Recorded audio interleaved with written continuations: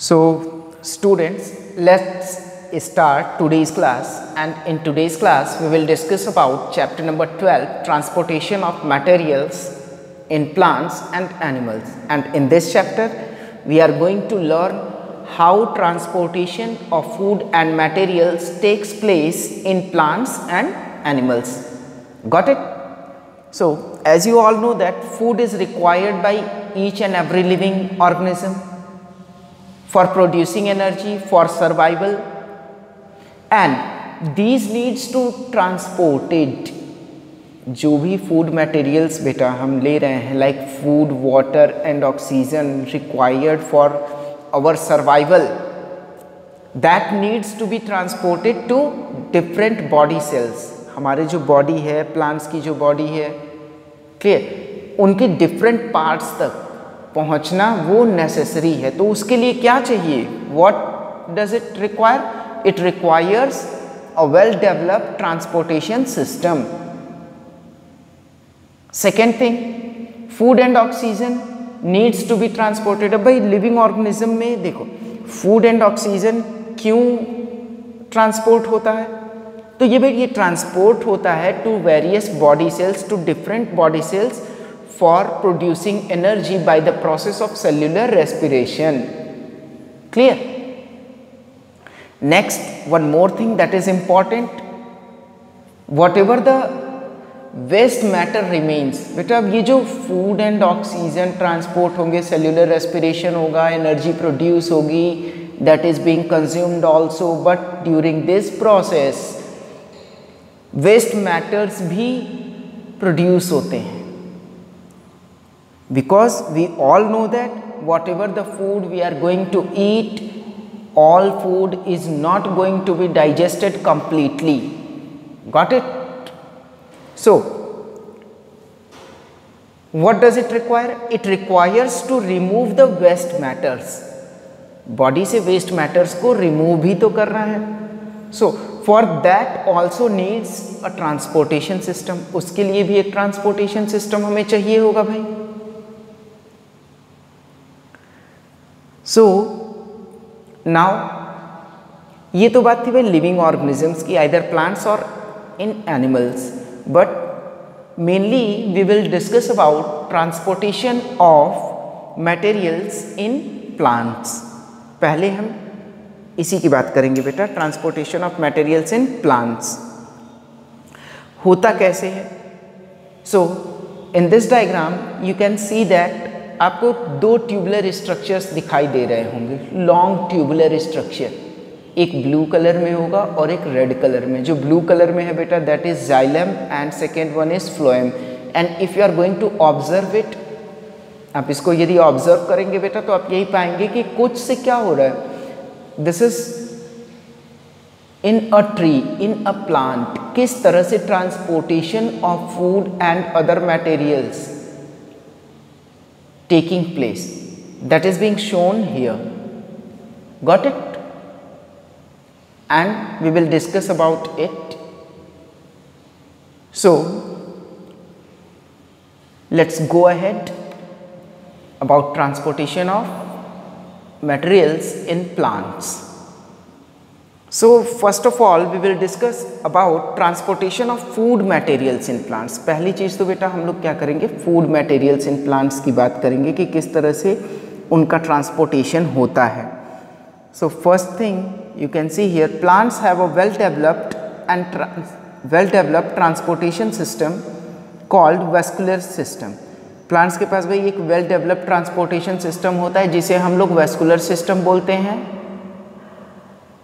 And it is composed of special tissues called vascular tissues. और ये बेटा कुछ स्पेशल टिश्यूज़ का बना होता है जिसे हम लोग वेस्कुलर टिश्यूज़ बोलते हैं. Okay, now come to the next one, that is vascular tissues. Vascular tissues क्या है भाई? So there are two types of vascular tissues. First one is xylem and second one is phloem. पहला है भाई xylem और दूसरा क्या है? फ्लोएम.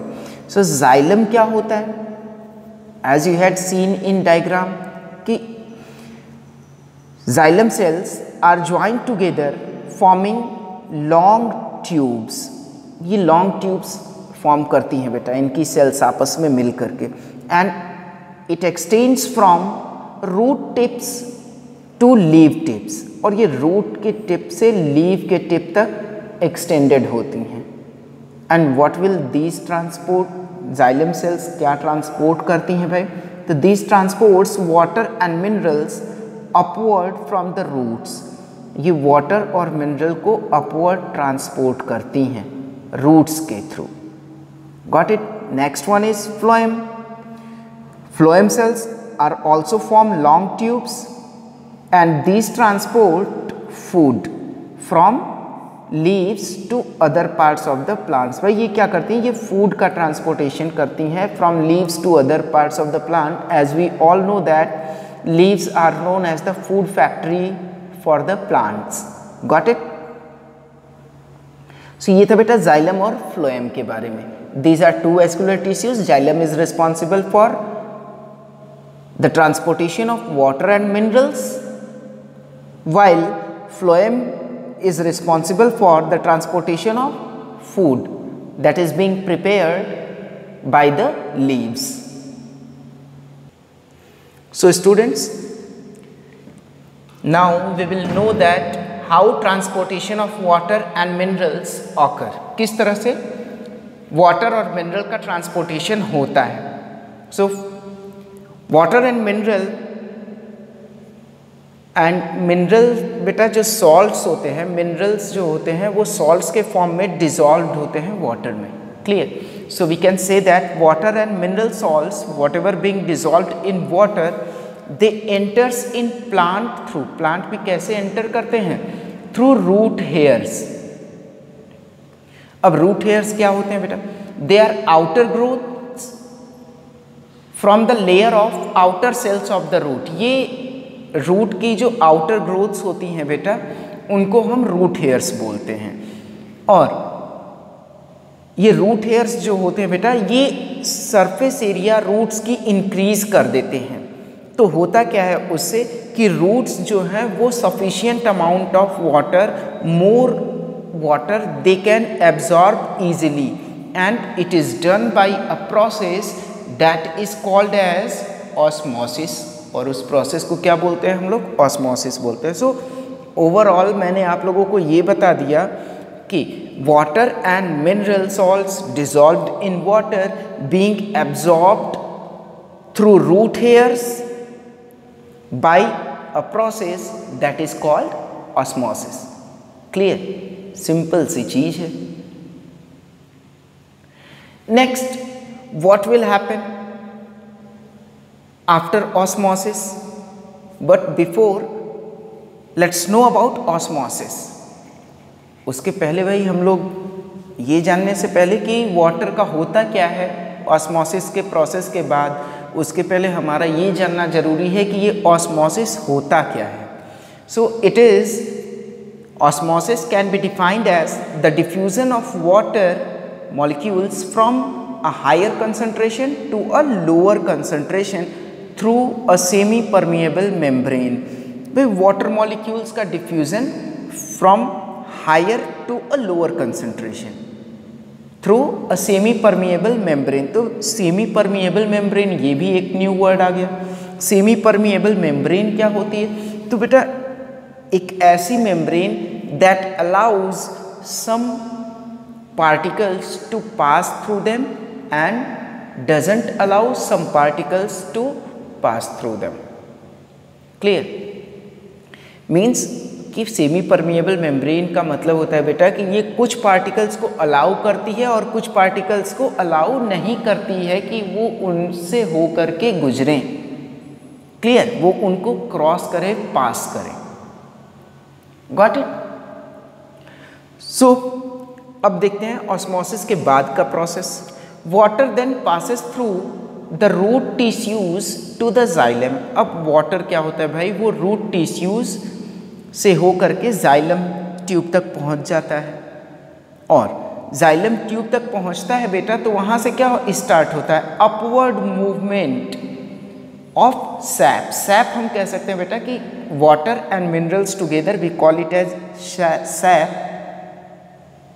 तो जो अपवर्ड मूवमेंट अब होने लगता है, क्योंकि रूट से अपवर्ड मूवमेंट होगा तभी क्या होगा, ये जो वाटर एंड मिनरल्स हैं ये डिफरेंट पार्ट्स ऑफ प्लांट तक पहुंचेंगे।